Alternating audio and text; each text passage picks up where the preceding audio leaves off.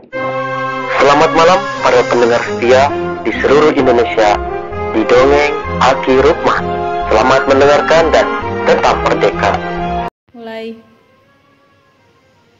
Assalamualaikum warahmatullahi wabarakatuh.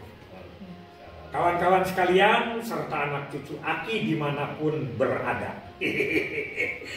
Kali ini Aki sedang jalan-jalan menuju kota Banjar. Dan sekarang berada di kantor DPP KB Kota Banjar yang dipimpin oleh Pak Saifuddin dan disekretarisi oleh Ibu Yuyu, serta di sini ada Pak Kabidnya, Pak Robianto adalah Kabid K3 DPP KB. Ya, tadi Aki ketemu dengan generasi muda 3 angkatan. Ini sekaligus luar biasa dalam rangka bagaimana program gemes apa? Wajahmu bikin gemes. Ini apa program wajahmu bikin gemes? Nah, nanti kita tanyakan dulu ya. Selamat siang Pak Kabid. Selamat siang Adek. Siapa namanya? Ronei. Ini? Valerin. Oh, namanya keren-keren. Ronei Valerin. Yang pertama saya ingin tanya dulu kepada Pak Kabid. Pak Kabid, ini apa maknanya yang disebut dengan wajahmu bikin gemes?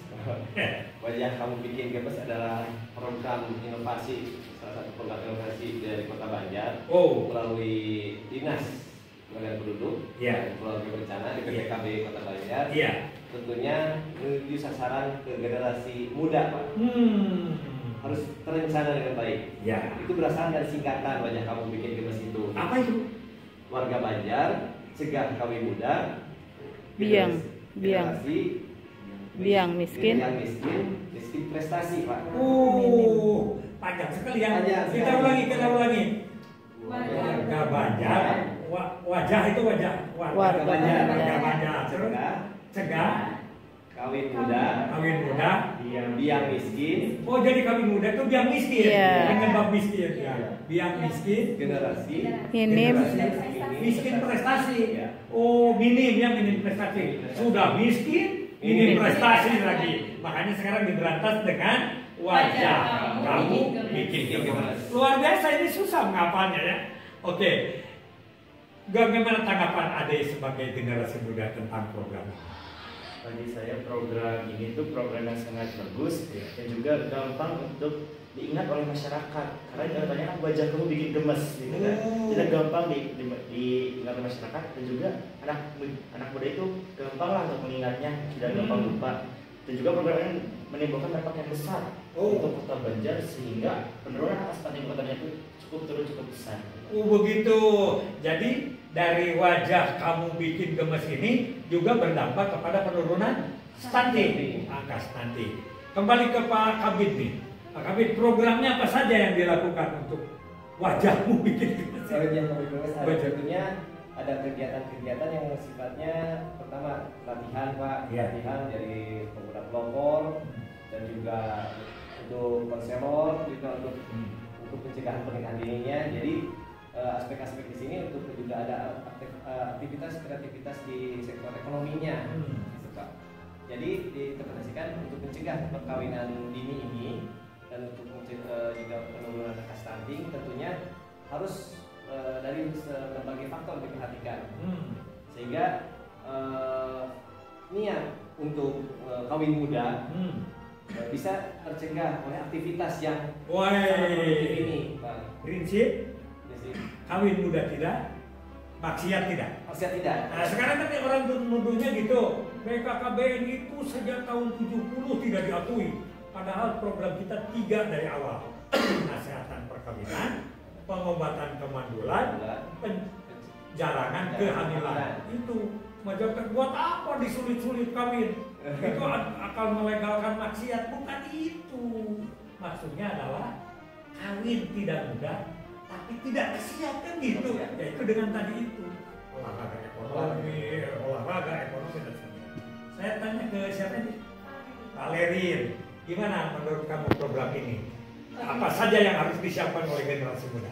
Tentunya kalau untuk program kita sendiri ya Pak, kalau untuk programnya tersendiri itu sangat bagus. Kalau bikin gemes otomatis kan kita terasa nih, oh wajah ini tuh masih usia muda, otomatis dia harusnya masih merintis pendidikan dulu dong.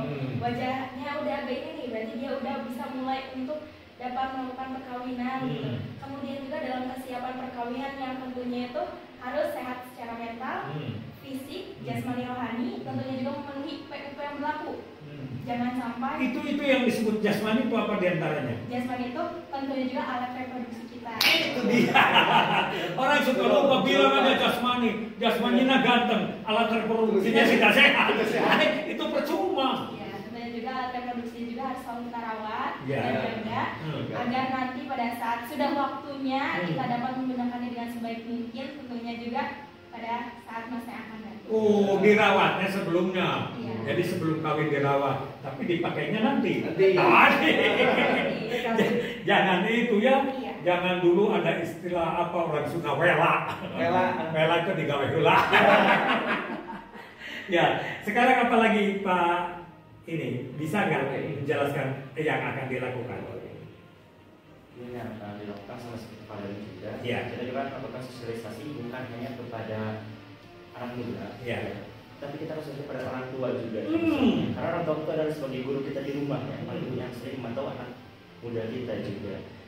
Jadi kita akan mensosialisasikan bahayanya pernikahan ini itu untuk kedepannya apa gitu. Kepada orang tua agar orang tua itu bisa berbicara langsung kepada anaknya. Setiap hari mencegah anaknya dari melakukan pernikahan ini. Begitu. Siap ini? Siap. Benar. Betul. Sekarang berapa di kita rata-rata usia kawinnya di Banjar? Di Banjar usia perkawinan sekitar 21. Tapi udah bagus kalau gitu 21. Tapi harus lebih ditingkatkan lagi begitu. Ya, ditingkatkan lagi karena tentunya banyak masih ada yang 1-2 masih kecolongan Pak. Istilahnya itu masih kecolongan itu yang agak kita sulit agak sulit. Makanya kita berusaha mengajak 10 orang ya, ini untuk dijadikan jadi pelopor di masyarakat, jangan sampai kita kecolongan. Oh, gitu. Jadi ada apa istilahnya satu bina gitu kan? Kita bina. Jadi kalau di PKK ada dasawisma, satu kader membina 10 rumah. Kalau ini 10 orang. Jadi satu genre membina 10 anak yang belum menikah agar diajak tidak menikah dulu. Bagaimana kalau dipaksa orang tuanya? Siap untuk memberitahukan kepada orang tuanya, memberitahukan kejelasannya, mensosialisasikan ke orang tuanya bahwasannya tuh apa yang tadi dibuat orang tua itu tidak baik. Mengapa tidak baik? Kita akan berikan alasan serta fakta dan dampak yang akan dirasakan oleh Jadi ada sebagai duta datang ke rumah-rumah yang kira-kira rawan paling muda. Betul, apalagi di kampung-kampung yang mungkin seringkali minim akan perhatian dari kotanya gitu. Maka dari itu kami sebagai duta genre ini siap untuk hadir di masyarakat sebagai generasi muda yang bisa no sex no marriage. Woi, apa no sex apa? No sex no marriage. No sex no marriage maksudnya? Tidak melakukan seksualitas di luar. Oke, jadi bukan seks bebas ya? Bukan, jangan itu. Kalau seks bebas itu boleh untuk Pak Robianto dengan istri. Mau bebas di mana? Mau di hotel lah, mau malam lah, mau siang lah. Tapi kalau untuk seks pranikah, walaupun kakek-kakek kalau belum nikah tidak boleh. Oke, ada lagi yang mau disampaikan? Pak Kabit atau yang lain? Silakan. Cukup. Kalau biayanya dari mana ini? Ada khusus program? Kalau kita khusus sekolah ini ya kita mendapatkan bantuan dari Provinsi Keuangan dari provinsi, ada dari juga tentunya kita akan juga mengadvokasi dari anggaran-anggaran daerah lainnya Pak. Oke. Dulu waktu saya masih dinas ada yang disebut PPKIPM, Program Pendanaan Kompetitif Indeks Pembangunan Manusia. Kabupaten kita Ciamis dulu dapat 25 miliar setahun, 3 tahun berturut-turut. Ini adalah sekretaris PPK-nya. Sekarang udah kecil. Oke, selamat berdua, selamat bekerja. Mudah-mudahan kita diridhoi oleh Allah. Kita berhasil dalam mencegah kawin muda, yang selanjutnya mencegah stunting kesananya. Karena kalau disiapkan, kawin mudanya insya Allah setelah nikah tidak akan terjadi stunting karena alat-alat reproduksi kalian sudah disiapkan sematang mungkin. Demikian kawan-kawan sekalian, terima kasih. Wassalamualaikum warahmatullahi wabarakatuh.